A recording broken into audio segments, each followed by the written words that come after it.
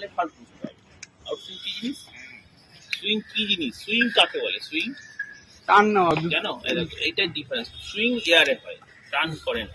Run কাকে বলে আর swing কাকে বলে এগুলো বুঝতে হবে। সুইং কখন হয়? এয়ারে হয়। কি বললাম? এট দ্য টাইম অফ বল যখন এয়ারে ট্রাভেল করে তখন বলের যে মুভমেন্টটা হয় সেটাকে বলে সুইং। এবং সেটা কিভাবে করে, আউটসুইং আমি জানছি সেটাই কি।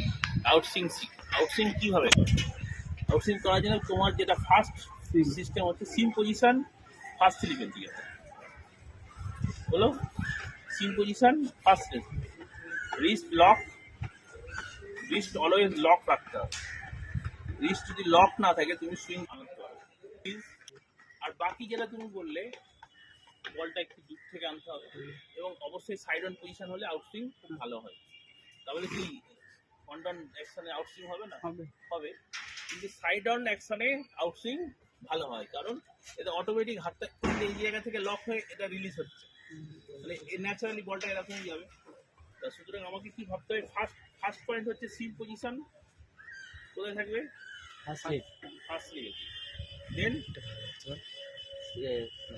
রিস্ট লক, ঠিক আছে। তারপর লাস্ট টাচ অবশ্যই ইন্ডেক্স ফিঙ্গার আনতে হবে। এই তিনটে জিনিস মোটামুটি কভার সবাইকে, সবাইকে ব্যাটসম্যানদেরও বোলারদেরও সব কিছু সবাইকে শিখতে হবে। কারণ তুমি যদি ব্যাটসম্যান হও, বোলার কি গ্রিপে বল করছে